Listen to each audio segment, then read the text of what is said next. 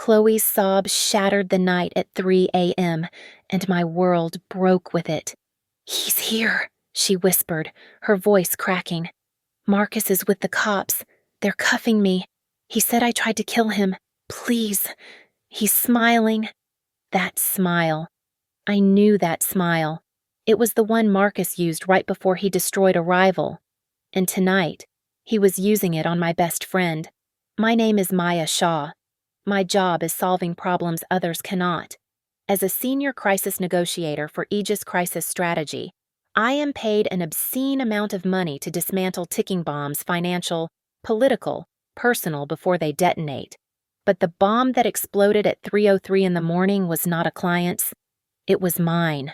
The call ripped me from a dead sleep, the vibration on the nightstand sounding like a jackhammer in the silence of my penthouse. Chloe. Her voice was thin, tearing.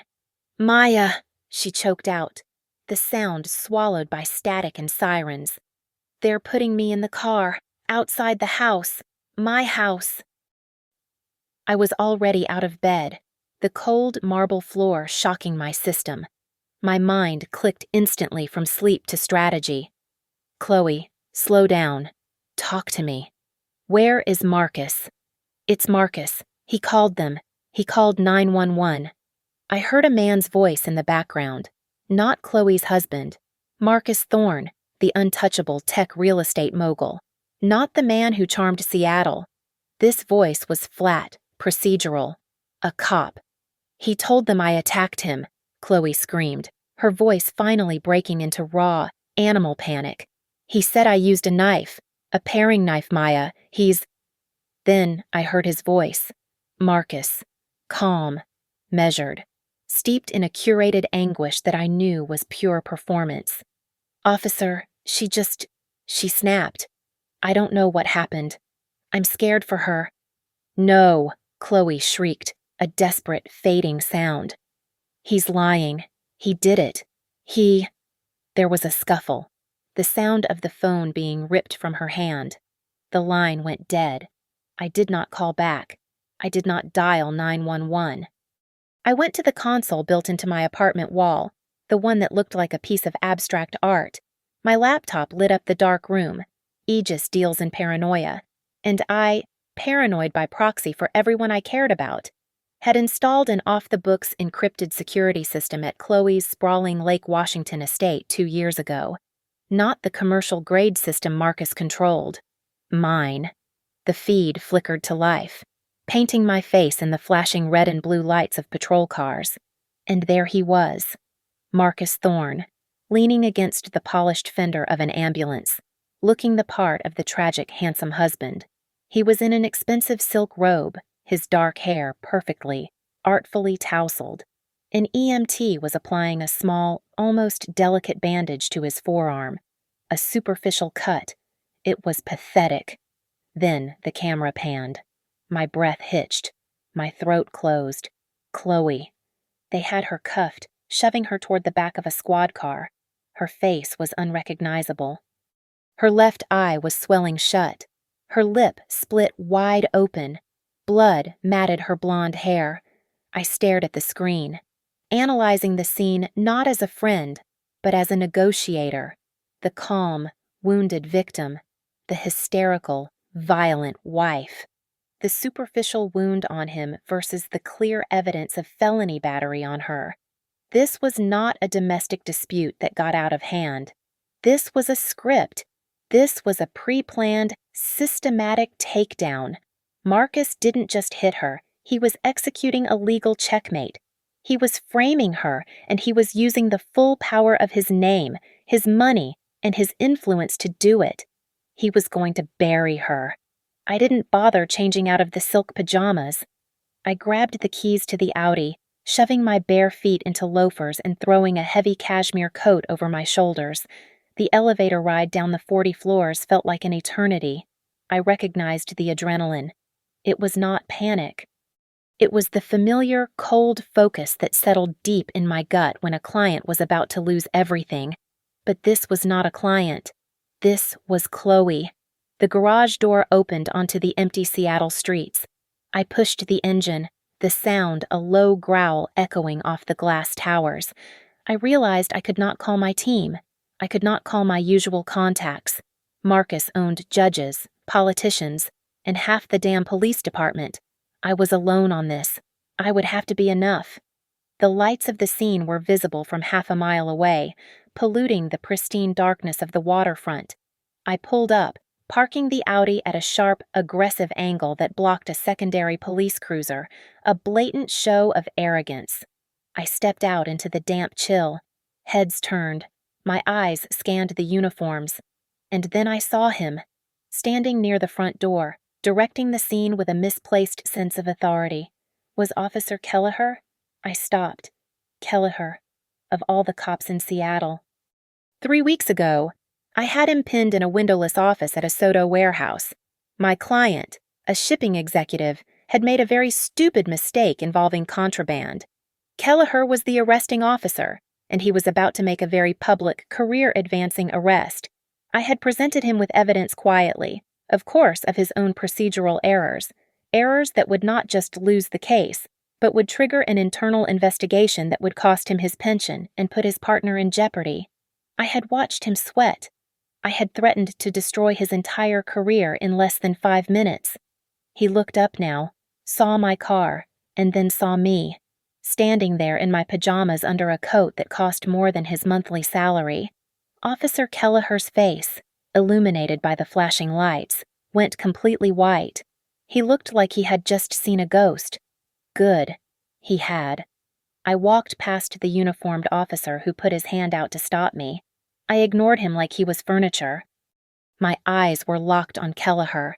He was standing by the open driver's door of his cruiser, pretending to be busy with his radio, his back to me.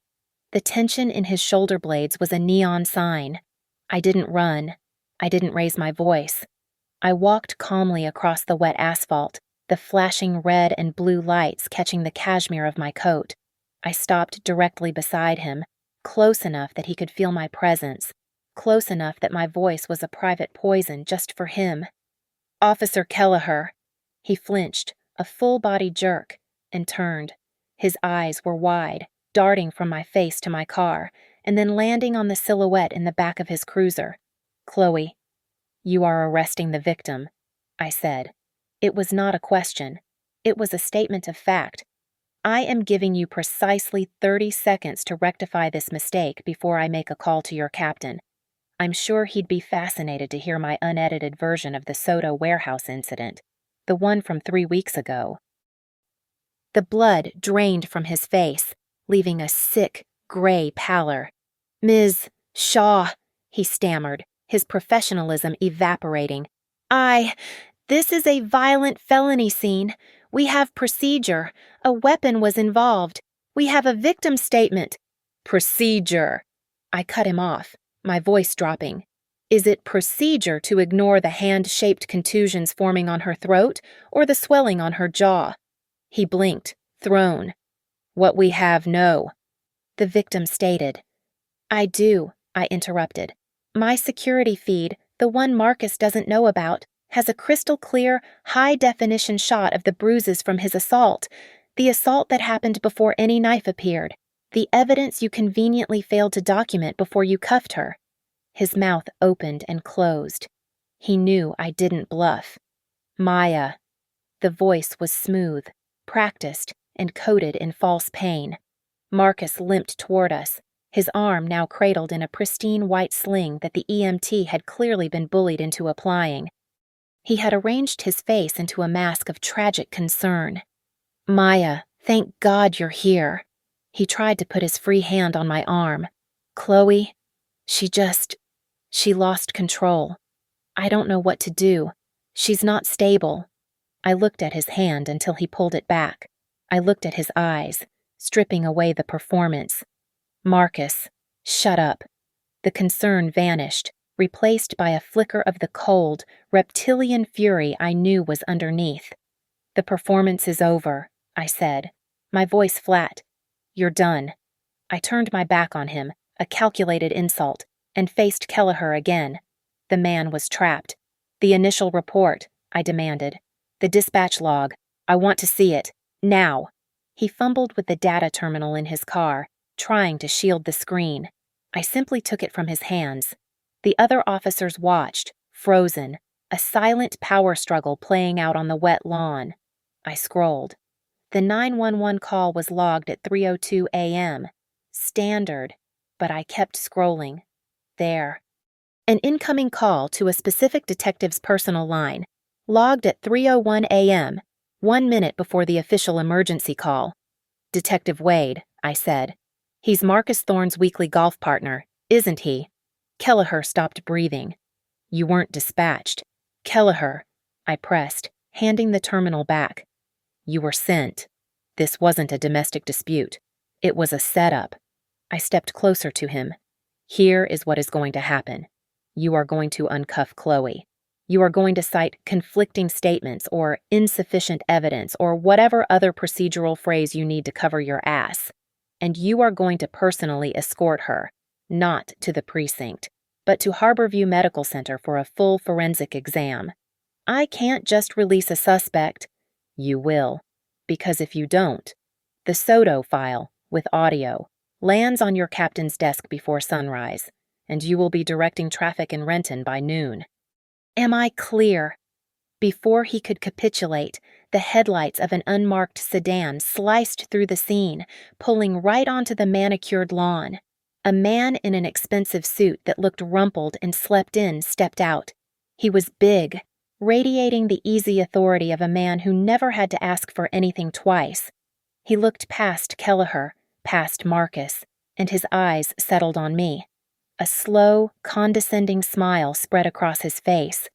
Maya Shaw, of course it's you, he said, his voice a low, gravelly rumble. Why am I not surprised? Why don't you run along and let the grown-ups do their work? This was Detective Wade. He walked straight to Marcus, clapping him on the shoulder in a public show of support. The victim has been very cooperative, Wade announced to the other officers, loud enough for everyone to hear. He jerked his thumb toward Chloe, still invisible in the cruiser. Book her. He never even looked in her direction. Detective Wade's authority was a blunt object, but mine was a scalpel. I ignored him completely and held Kelleher's gaze. The man was drowning in his own career. Kelleher, I said, my voice quiet but carrying in the pre-dawn air. You have a choice. Him. I nodded at Wade. Or me. A complaint from a civilian, even one he's colluding with, or a career-ending file from Aegis Strategy. You have 5 seconds. Wade started to object. Now you listen here. Shaw. 4, I said, my hand moving toward my pocket, where my phone was. Kelleher snapped. Wade, stand down. The suspect is claiming injury. I'm required to transport for medical evaluation. It's procedure. He was grabbing at my justification like a life raft. He turned to his partner. Get her out of the car. We're diverting to Harborview. Wade looked apoplectic, his face turning a deep, blotchy red. Kelleher, you're making a huge mistake. Saving my job isn't a mistake, Kelleher muttered, low enough that only I could hear. He grabbed my arm. You'll follow. No, you'll ride with me. I'm not letting you out of my sight until this is off my hands. He was terrified I'd make the call anyway. Fine. The ride to Harborview was silent. I sat in the front passenger seat of the cruiser, a wall of plexiglass separating us from Chloe, who was huddled in the back, uncuffed now but still wrapped in a shock blanket. I could hear her small, hitched breathing. I could smell the metallic tang of blood and the sour scent of her fear. Every red light we hit felt like a personal failure. Every second was a second I had been blind. The ER at Harborview was an island of harsh, fluorescent light against the dark Seattle morning. Kelleher expedited the handoff, citing a potential domestic assault, eager to wash his hands of us. He handed the preliminary report to a triage nurse, gave me one last look of pure hatred, and disappeared. They put us in a private examination room. Under the unforgiving medical lights, the damage was horrifying. What I had seen on the monitor was a sketch. This was the brutal reality.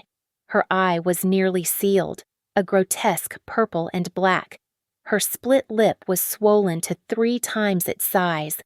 "Chloe," I whispered, touching her uninjured arm. That was all it took. She dissolved. The dam of adrenaline and terror that had held her together broke, and she sobbed, a deep, agonizing wail that came from her bones. A young, no-nonsense doctor with weary eyes and a name tag that read, "Dr. Eris," came in. She took one look at Chloe and her face hardened. "I need you to step out, please," she said to me. "No." Chloe's voice was a panicked rasp. "No. Maya stays. Please. She stays." Dr. Eris looked at me, assessing. I nodded. "I stay." The doctor began her work, gently probing Chloe's jaw, her ribs, her neck. "When did this happen?" "Tonight," Chloe whispered. "About an hour ago." Dr. Eris continued her examination, her touch firm but kind. She asked Chloe to sit up, to lift the back of her shirt, and that's when I saw it. My crisis training, my ability to compartmentalize, failed. A cold, black rage filled my chest, so potent it made me dizzy, littered across her back, in stark contrast to the fresh, angry red marks from tonight, was a constellation of old bruises, faded, yellow-green shadows, circular, like fingerprints, and worse, a series of thin, silvery scars on her shoulder blade. "Chloe," I said, my voice hollow.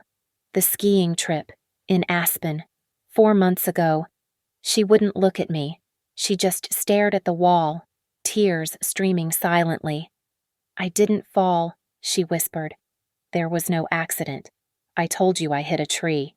"This wasn't a tree," Dr. Eris said, her voice grim.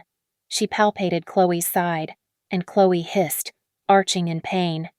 "You've got an older injury here, too, a cracked rib. This one has been healing for weeks." She finally turned to me, her one good eye filled with a shame that was more devastating than the injuries. "I didn't want you to know," she choked out. You're Maya. You fix everything. You're so strong." I was so embarrassed. He promised it was the last time. He always promised. I had fixed billion-dollar corporate failures. I had negotiated hostage releases. But I had missed this. I had missed the monster living with my best friend. Dr. Eris looked at me. "I'm ordering a full set of x-rays and a tox screen. I'm documenting all of this. This is a clear case of repeated, long-term abuse." I nodded, the cold fury returning, sharpening into a point. Marcus hadn't just snapped tonight. He had been hurting her for months. The cut on his arm, the call to Wade, the paring knife. It was all a preemptive strike. Chloe must have finally tried to leave. I stepped into the hallway, the antiseptic smell burning my nose. I pulled out my phone and dialed a single number. "Jinx," I said. The moment he picked up, "I've got a priority one. Detective Wade, Seattle PD. I want everything. I want his financials, his service record, his connection to Marcus Thorne's real estate ventures. I want to know what Thorne is paying him for, and I want it an hour ago." I hung up before he could reply. He knew my voice when I was in this mode. I went back into the room as an orderly was preparing to wheel Chloe to radiology. Dr. Eris was waiting for me, a tablet in her hand, her expression unreadable. "We finished the x-rays," she said, her voice low. "The rib is what I thought, but we found something else, something I can't explain." She pulled up the image of Chloe's upper arm, a black and white landscape of bone and tissue. "There," she said, tapping the screen. I leaned in. Just under the skin, embedded in the bicep, was a tiny, faint, dark object. It was perfectly cylindrical, too small to be a bullet fragment, too uniform to be debris. It wasn't a medical implant I recognized. It wasn't a wound. "What is that?" I asked. Dr. Eris looked up from the tablet, her eyes meeting mine. "I don't know, but it's not biological. It looks like some kind of microchip. Chloe looked at the black and white image, her confusion instantly turning to a raw, primal terror. What no? What is that? Get it out. She began to scratch at her arm, her breath coming in short, panicked gasps. How did that get in me? I don't know. Chloe, stop, I said, grabbing her hand. Don't scratch. Look at me. I knew exactly what it was. My blood went cold. I had seen the schematics for this just 2 months ago. It was a prototype, a deep embed RFID GPS tracker, infinitesimally small, powered by kinetic energy, with a battery life of years. Marcus's company was developing them under a massive, classified contract for smart asset security and executive protection. They weren't supposed to be viable for at least another year. He hadn't been testing it on assets. He had been testing it on his wife.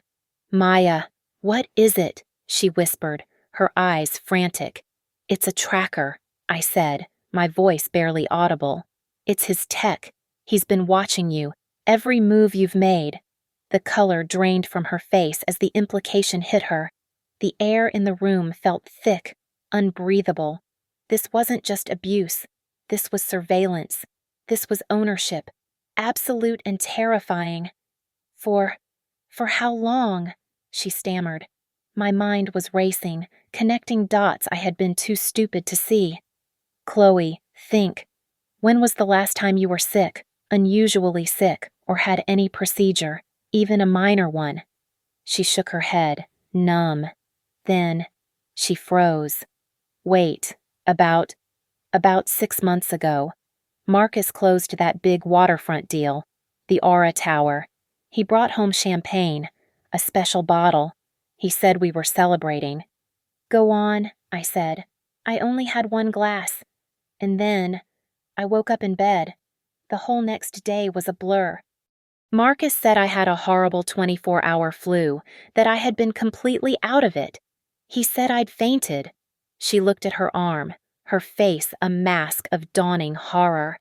He was so attentive. He wouldn't let me see a doctor. He said he'd take care of me himself. He hadn't been taking care of her. He had drugged her. He had implanted a military-grade tracking device in her arm while she was unconscious. Every secret, every quiet lunch I'd had with her where she'd cried about him, every hushed phone call, every appointment she'd made. The lawyer, I said, the pieces locking into place. The divorce attorney you met with last week, in Bellevue.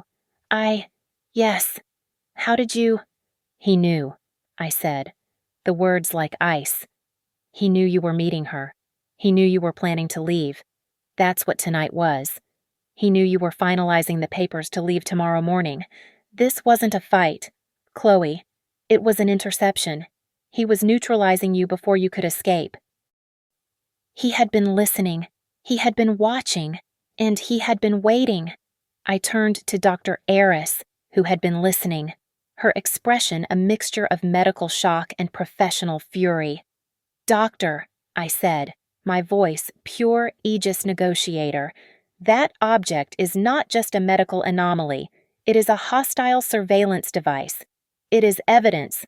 I need it removed, now, as an emergency procedure, and I need a documented, unbroken chain of custody from the moment it leaves her body until it is sealed in an evidence bag. Can you do that? Dr. Eris didn't hesitate. I can't excise it here, but I can get an on-call surgeon. I will document the entire procedure myself. It will be ironclad. She left to make the call.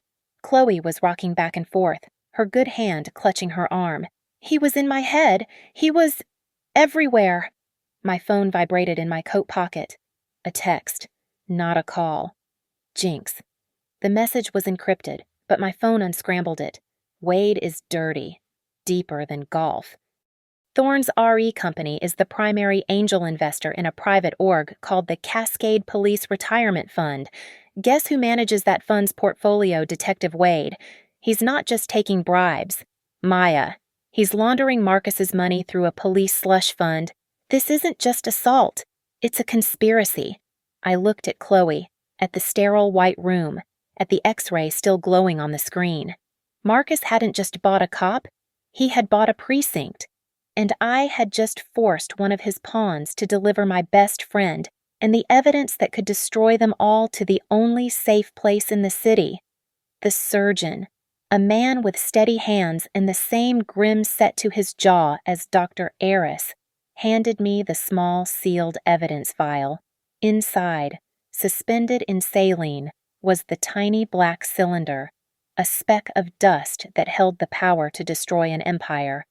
I didn't take Chloe home. I didn't take her to my penthouse, which I now had to assume was compromised. I drove her to an Aegis property, a sterile, high-end corporate apartment in a downtown tower so anonymous it was practically invisible. It existed for clients who were in physical danger, or who needed to disappear while I cleaned up their lives. I never imagined I would use it for Chloe. I settled her on the leather sofa with a bottle of water and a first aid kit, her injuries now cleaned and sutured by Dr. Eris. The adrenaline was fading, leaving her exhausted and trembling. "Get some sleep," I said. It wasn't a request. "Where are you going?" she asked, her voice small. "To the office," I said. "I'm ending this." My demeanor had shifted. The friend was gone, locked away. The woman who walked out of that apartment was the negotiator, the strategist, the general. At 4:17 a.m., the lights of the Aegis Crisis Strategy War Room hummed to life. My team was already there. They were the best, and they were loyal to me, not to the firm. Jinx, my head of digital forensics, was a blur of motion, his veins running on caffeine and pure code. He was already jacking into his terminal. "Tell me it's a good one, boss," he said, not looking up. "Tell me we're ruining someone's life before breakfast." Rhodes, my lead investigator, was the opposite. He was an ex-homicide detective, built like a vending machine, who sat perfectly still with a cup of black coffee, observing everything. He missed nothing. "We are," I said, placing the evidence file on the conference table between them. "Meet our client, Chloe Vance. Our target is her husband, Marcus Thorne." I laid it out in 3 minutes. The assault, the frame job, the dirty cop, Wade, the laundered money through the police fund. Jinx's eyes lit up at the mention of the slush fund. Rhodes just nodded slowly, his expression hardening. "Jinx," I commanded. "You're on Thorne. He's arrogant, but he's not stupid. He's a tech CEO who understands surveillance. He won't be using a public cloud. He's running a private server, and I need what's on it. Rhodes." I turned to him.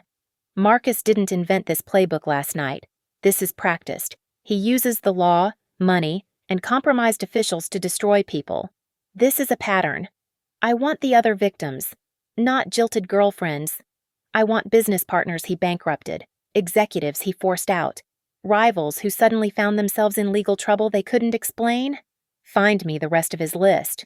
Rhodes wrote one word in his notebook pattern. He stood up. "I'll start with his early investors, the ones who are silent now." He was gone. "What about the server?" Jinx asked, already typing. "If it's air-gapped." "It's not," a quiet voice said from the doorway. It was Chloe. She was wrapped in one of the apartment's expensive robes, her face a bruised mask, but her eyes were clear.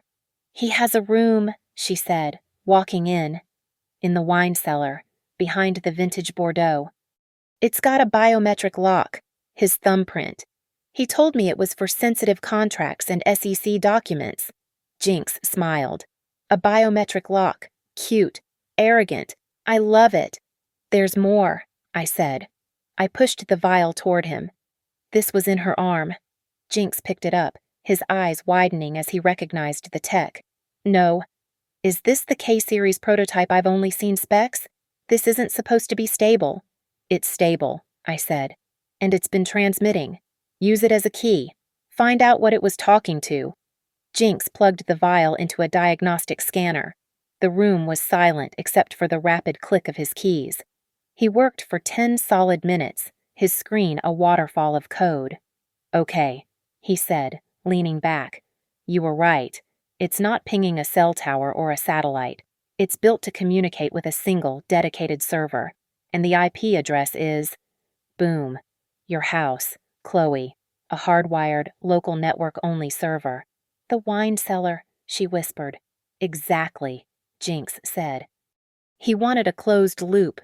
No outside breach possible. He kept digging, analyzing the chip's firmware, a frown creasing his forehead. What? I asked. This is next level, Maya, he said, his voice losing its usual cocky edge. This isn't just a GPS, the firmware. There's an audio component, a passive recording capability. My blood pressure dropped. He was listening. Not always, Jinx said, his fingers flying. That would kill the battery. It's keyword activated. It buffers audio, and when it hears a trigger word, it saves the last 30 seconds and the next 5 minutes, then uploads the file to the server the next time she's in range of the house Wi-Fi. He pulled up the embedded keyword list from the chip's code. My stomach turned to lead. The list read, Lawyer Divorce Bellevue Aegis Robert Clark, her divorce attorney's name. And then, at the very bottom, my own name, Maya. He wasn't just tracking her movements. He had been in the room for every terrified phone call. He had heard every confession. He had listened to every piece of advice I had given her. He knew exactly what we were planning. He knew everything. We needed Marcus out of that house. He was still in his command position, insulated by his wealth and his pet detective, playing the role of the bruised victim. His narrative was strong. I needed to give him a bigger fire to fight. Jinx, from the Aegis War Room, built the fire. At precisely 6:05 a.m., a carefully crafted memo, allegedly from the internal server of Marcus's biggest corporate rival, was leaked to Seattle's most voracious tech gossip blogger. The memo was a masterpiece of disinformation, detailing a fictitious smear campaign to frame Marcus for financial fraud, complete with fabricated offshore account numbers. By 6:15, as the sun began to hint at the horizon, Marcus Thorne's pre-market futures were tanking. His world was inverted. He was no longer the tragic husband. He was the public victim of a corporate conspiracy. Jinx, monitoring his communications, heard the panic. Marcus made 2 calls, the first to his lawyer, Robert Clark, the second to his PR firm. By 6:30, Marcus and Clark were both in Marcus's black Bentley, speeding toward their downtown offices for an emergency press conference to combat these baseless allegations. The castle is empty. Maya, Jinx's voice came through my earpiece, crisp and low. You are clear. Go. I was parked 2 blocks away. I moved quickly, cutting through the manicured neighboring lawn, avoiding the street. I used the security code Chloe had given me, 2219, on the side utility door. The lock clicked open. The house was cold. It was utterly, terrifyingly silent. The air was still, sterile. It didn't feel like a home. It felt like a museum, a showroom where nothing was ever meant to be touched. Every surface gleamed under the recessed lighting. I moved directly to the basement, to the climate-controlled wine cellar. It was a glass and mahogany monument to his own wealth, just as Chloe had described, behind a rack of 1980s Bordeaux. I found the panel. It was brushed steel, seamless, with a small dark square for the biometric reader. Jinx, I'm at the cellar door. Thumbprint scanner. Copy, he replied. Use the wafer. Chloe's panic had not destroyed her instincts. Before the police arrived, while Marcus was on the phone with Wade, she had taken the whiskey glass he'd been drinking from and hidden it. Jinx had lifted a perfect print from the glass and laser-etched it onto a thin, conductive silicone wafer. I pressed the wafer against the scanner. My breath hitched. For a second, nothing. Then, a quiet beep and the scanner glowed green. A heavy, satisfying thunk echoed in the cellar. The steel panel slid open, revealing not a room, but a solid steel vault door. And beside it, a second scanner. This one was a retinal cup. Shit. Jinx. Layer 2. It's a retinal scanner. Knew it. Jinx's voice was tight. Arrogant bastard. Okay, Maya, this is the hard part. The spoofer I gave you. You have a 90-second window. The moment you engage, it starts a handshake protocol with the server. If it fails, or if we take too long, it doesn't just relock, it sends a silent Priority 1 breach alert directly to Marcus's phone. We will not get a second chance. 90 seconds. Understood. What do I do? Hold the spoofer, the device that looks like a small camera lens, directly over the scanner cup. I'm pushing the high-resolution image of his eye now. He got it from his driver's license photo, the idiot. Hold it steady. Do it now. I pulled the small, black device from my pocket. My hand was not shaking. I was pure, cold adrenaline. I pressed it against the cup. Engaged. Handshake started, Jinx narrated. It's reading, authenticating. 30%. Come on, you son of a bitch. 40. The seconds stretched. I could hear the faint, high-pitched whine of the scanner. It's flagging the pixel density. Hold on. Jinx, I warned. The word a low hiss. I'm bypassing hold. Hold. 90%. It's in. The handshake is accepted. You're in. Maya, get in. A pneumatic hiss, like a bus door opening, and the heavy vault door unsealed. I pulled it open and stepped inside, into the darkness. I hit the light switch, and I froze. My stomach turned to ice. This wasn't a server room. It wasn't a storage closet for contracts. It was a control room, a goddamn cockpit. The entire back wall was a mosaic of monitors, 30, maybe 40 screens, all glowing with live video feeds. I saw the kitchen I had just walked through, the master bedroom, the front gate. Then, my eyes scanned further. I saw feeds labeled with addresses. Bellevue, Suite 400, the consultation room of Chloe's divorce attorney. R. Clark, office. He was spying on his own lawyer. Then I saw it. The feed in the top right corner, the one that made my blood stop. It was labeled Aegis, Penthouse 34B. I was watching a live feed of my own living room, my sofa, my desk, the glass of water I had left on the coffee table not 3 hours ago. He hadn't just been tracking Chloe. He had bugged my apartment. He had been watching me, studying me, for weeks. A wave of pure violation washed over me, so strong I felt physically sick. He had been in my home. He had watched me. This entire time, I thought I was the predator, the strategist, and I had been nothing but a character in his sick, private movie. Maya, what do you see? Jinx's voice crackled in my ear, pulling me back. I'm trying to pull the directory, but the server is a fortress. It's throttling the remote connection. It'll take hours. I can't do it from here. There's no time for hours, I said, my voice a low growl. My eyes scanned the room, past the monitors, to the source. In the corner, a rack of servers hummed quietly, the source of all the malignant light. I moved toward it. I need physical, I said. Where is the core storage? It should be a separate unit. Jinx guided me. Look for a raid tower. He'd keep his insurance on a dedicated, firewalled array. I found it. A sleek, black tower of hard drives, separate from the main server. A simple, printed label was stuck to the top. A single, arrogant word, insurance. I've got it, I said. I began ripping the heavy-gauge network and power cables from the back of the unit. They were zip-tied, thick and unyielding. I pulled the tactical knife I always carry from the small of my back and sliced through them. Maya, abort. Jinx's voice suddenly spiked with panic. Abort, now. He's mobile. The press conference was a decoy. He never even went inside. He must have gotten a secondary alert. He's coming back. His car is moving fast, heading your way. You have maybe 2 minutes. Get out. I didn't hesitate. I sliced the last cable, grabbed the entire 10-pound tower, and tucked it under my arm. I didn't wipe my prints. I didn't care. I ran, out of the vault, slamming the heavy door shut behind me, though it wouldn't matter. Through the wine cellar, the bottles a blur of dark glass.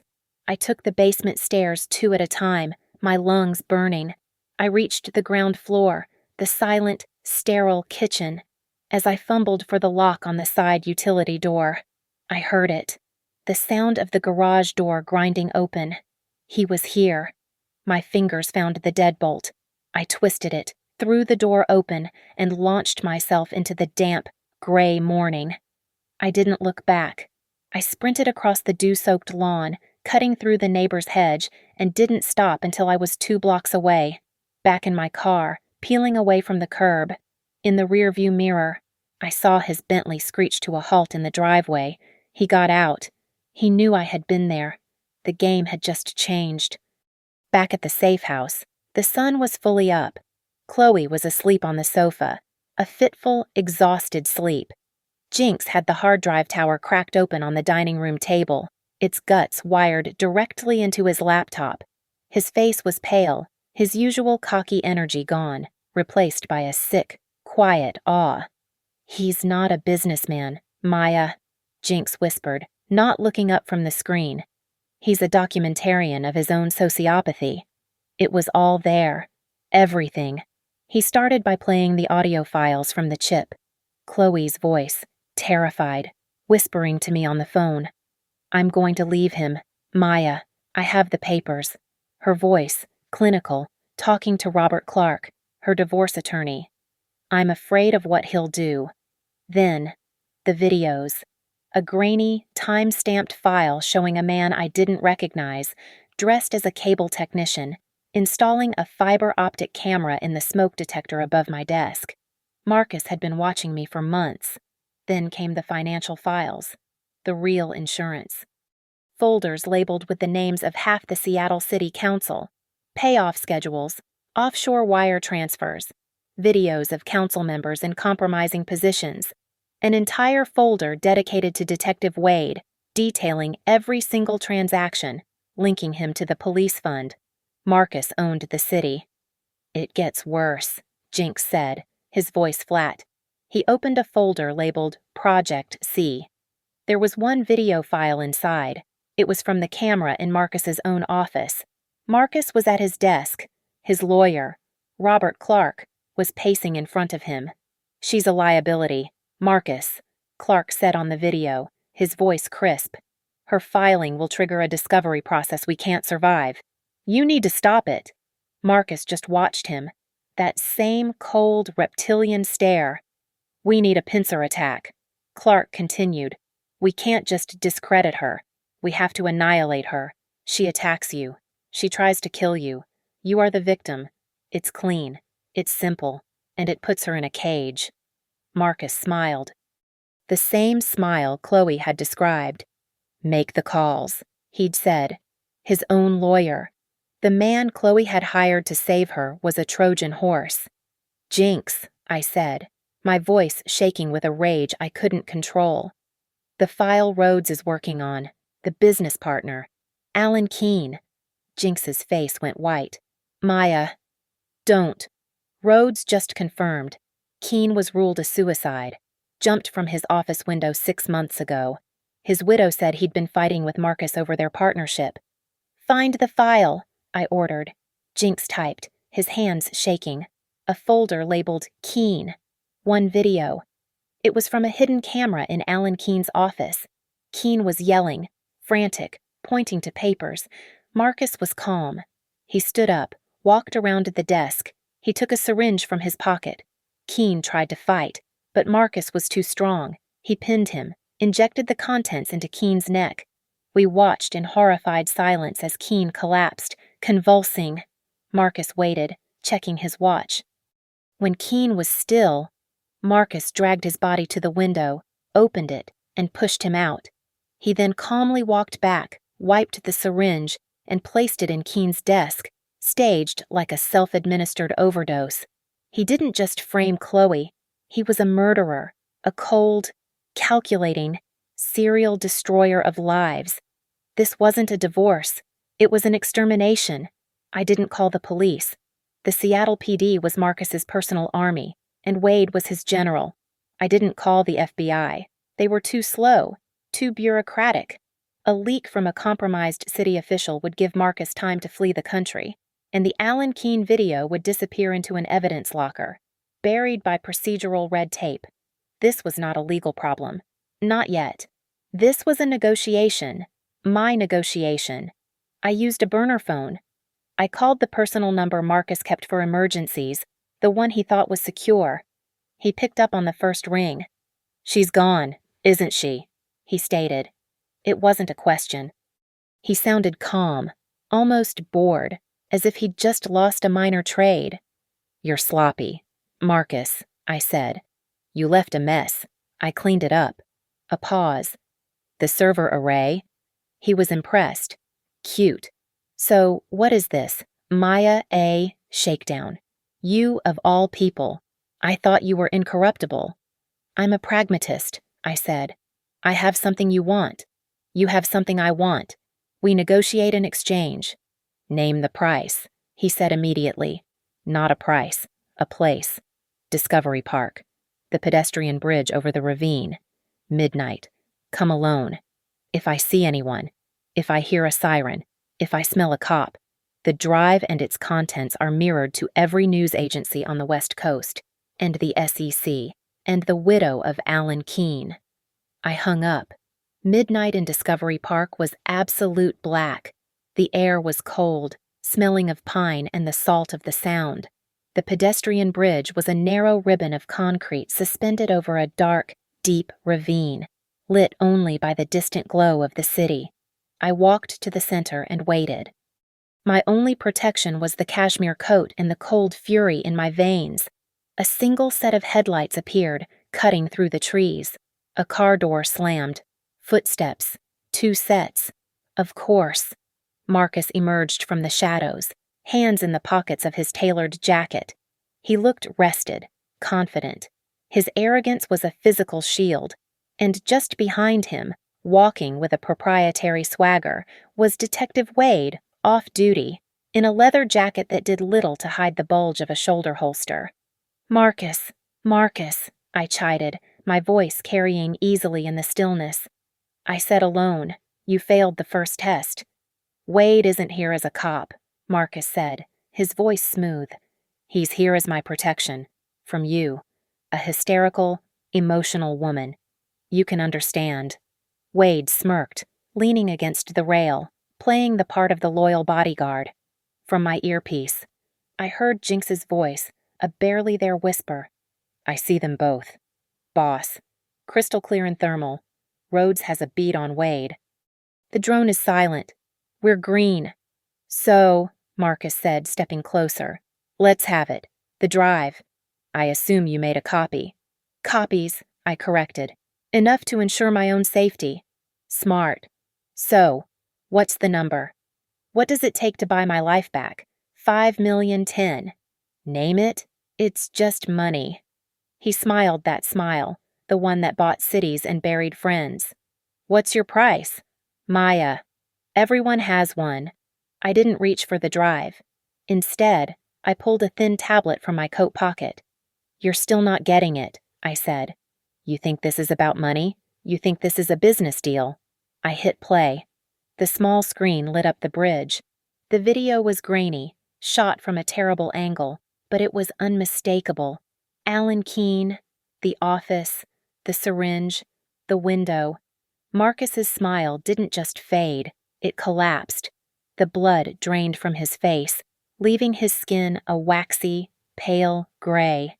He looked at Wade, a flicker of pure panic in his eyes. Wade, for his part, stopped leaning. He stood up straight, his hand moving instinctively toward his jacket.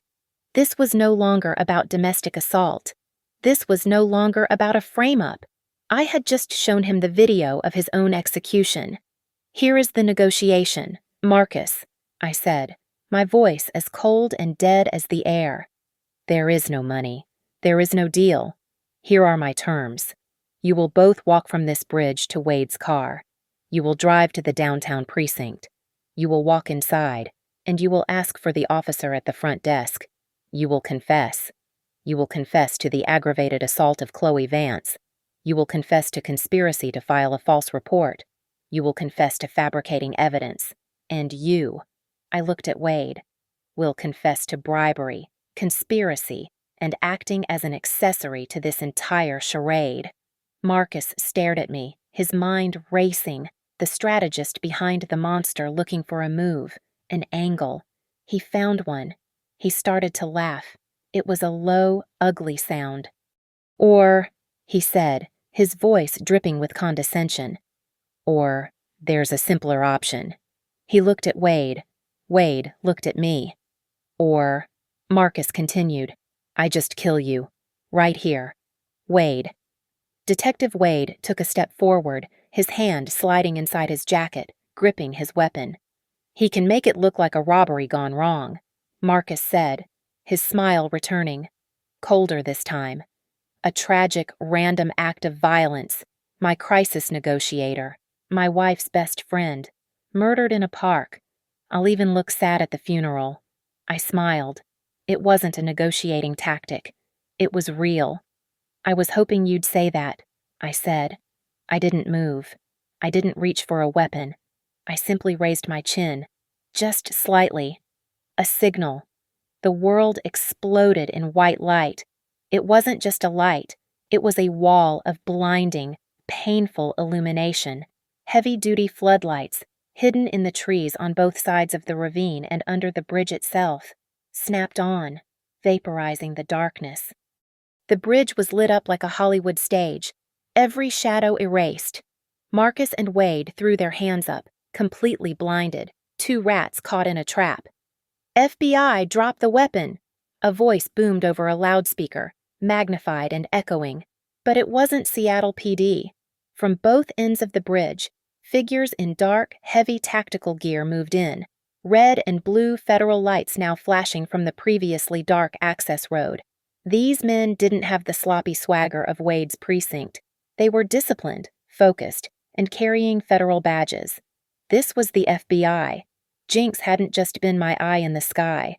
3 hours ago, he had encrypted and securely transmitted the entire insurance drive, the Alan Keene murder video, the wiretap files, the city council bribes, the police slush fund directly to the personal terminal of Assistant Director Vance, a man I had pulled from a federal firestorm in a previous case, a man who owed me a favor.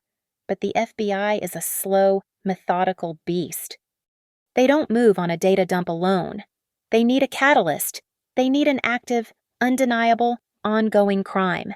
I hadn't called Marcus here to negotiate for Chloe's safety. I had called him here to perform. I had used myself as bait. The entire bridge was a microphone. The drone above was their camera, and they had just recorded a high-profile city developer and a Seattle police detective conspiring to murder me. I gave them their catalyst. Wade, blinded but running on pure, corrupt instinct, recovered first. He ripped his 9mm from its holster, swinging it wildly toward me. "It's a setup!" he screamed. He never got the shot off. A sharp, flat crack echoed, different from a gunshot. It was the sound of a non-lethal round fired from a sniper's position. Rhodes, from his nest in the trees. He had been waiting. A high-velocity rubber bullet hit Wade's hand, shattering the bones. The gun clattered to the concrete. Wade crumpled, howling, clutching his ruined hand. Marcus looked at Wade. He looked at the advancing federal agents. He looked at me, my face calm in the blinding light. His entire empire, his web of control, his perfect life, all of it evaporated in 1 second. The animal panic took over. He wasn't a CEO. He was just prey. He did the only thing he could. He ran. He scrambled onto the concrete rail, looked down into the blackness of the ravine, and jumped. It was a desperate, arrogant gamble, a 50-foot drop into what he assumed was thick brush. He would break a leg, maybe, but he would be in the dark, and he would be free. He fell, but he did not hit the ground. His scream was cut short by the sudden, violent thwump of his body hitting a heavy-gauge, high-tensile safety net. The FBI team, anticipating this exact move, had spent the last hour stretching it across the ravine, 10 feet below the bridge. He was suspended, tangled in the heavy mesh, thrashing and cursing like a snared animal, lit from above by the floodlights he hadn't known were there. He was trapped, utterly and perfectly, in a cage of his own making. I stood on the bridge, the cashmere coat a useless shield against the sudden, damp cold. The world had snapped back into focus, a brutal, high-definition reality. Below me, suspended in the heavy-gauge net, Marcus thrashed. His screams were no longer articulate, they were raw. Animal sounds of pure, primal rage. His expensive suit, the armor of his invincibility, was torn at the shoulder, his hair matted. He was just a man in a cage, screaming at the lights. A few yards away, the scene was quieter but just as final. Detective Wade was on his knees, his face a sickly gray in the floodlights. 2 federal agents were cuffing his one good hand, his other cradled uselessly to his chest, a ruin of bone and flesh. His power, his swagger, his entire identity as a cop was gone, leaving only a defeated middle-aged man in a leather jacket about to lose his pension and his life. The tactical agents parted, and Assistant Director Vance walked toward me. His face was granite, but his eyes held a look of grudging respect. He stopped a few feet away, surveying the scene. "A productive night's work, Ms. Shaw," he said, his voice a low rumble. "He's all yours, Director," I replied. The exhaustion was setting in, a deep, cellular weariness. The adrenaline that had held me together for 24 hours was draining, leaving my bones feeling like lead. "Oh, we have him," Vance confirmed, looking down at Marcus. "And we have your data package, the Alan Keene murder, conspiracy to commit murder, the wiretaps, the bribery ring for the city council, the police slush fund. We have enough here to put him and half a dozen city officials in a federal prison for decades. He will never see the outside of a cell again." I just nodded. There was nothing else to say. The bomb had been defused. I turned my back on Marcus's screaming, on Wade's quiet humiliation, on the entire flashing, chaotic scene. I walked away from the bridge, back to the access road where my Audi was hidden in the trees. Rhodes was leaning against the fender, a silent shadow. He saw me, gave a single short nod, and then moved off toward Vance's team to give his statement. I opened the back door of the car. Chloe was inside, huddled in a blanket from the safe house. Her bruised face was a geography of pain, but her eyes were wide, alert, and fixed on me. She had heard every word, every gunshot, every scream over the secure comms Rhodes had given her. I slid into the driver's seat. The silence in the car was a physical thing, a stark contrast to the scene behind us. I didn't turn on the radio. I just pulled the car onto the road, the tires crunching on the gravel. I didn't look back. The flashing lights of the FBI convoy faded in my rearview mirror until they were just angry red and blue sparks in the darkness. We drove through the empty, sleeping city. The sky over the Sound was no longer black, but a deep, bruised purple, the first hint of morning. We didn't speak for a long time. I drove onto the highway, heading east, away from the water. The road was empty. I reached into my coat pocket, pulled out my phone, and handed it to her over the console. She took it with a trembling hand. The screen lit up. A message from Jinx had arrived 2 minutes ago. She read it aloud, her voice a dry whisper. Entire file on Robert Clark, including his recorded conversation outlining the pincer attack strategy, has been anonymously delivered to the Washington State Bar Association's Ethics Committee. He's finished. She let out a small, shuddering gasp. Before she could react, a second message notification pinged. All of Marcus's surveillance backups are confirmed scrubbed. Your apartment, Chloe's house, the lawyer's office. The digital copies are gone. He has nothing left. We are ghosts. That was the last string, the final thread of his control. Cut. Chloe stared at the screen, and then her shoulders began to shake.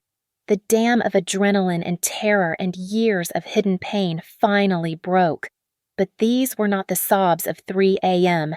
They were the silent, heavy, agonizing tears of release. They streamed down her swollen face, washing away the monster. She finally looked up at me, her one good eye meeting mine in the dim dashboard light. Is it really over? I looked ahead, at the empty ribbon of concrete stretching out before us. The sun was just beginning to break the horizon, a sharp, brilliant line of fire, cutting the night away. For him, yes, I said, my hands tightening on the steering wheel. For us, it's just beginning. Thank you so much for listening to this story. Let us know in the comments where you're listening from. And please don't forget to subscribe to Lily Revenge Stories, like the video, and hit the hype button to help share it with others.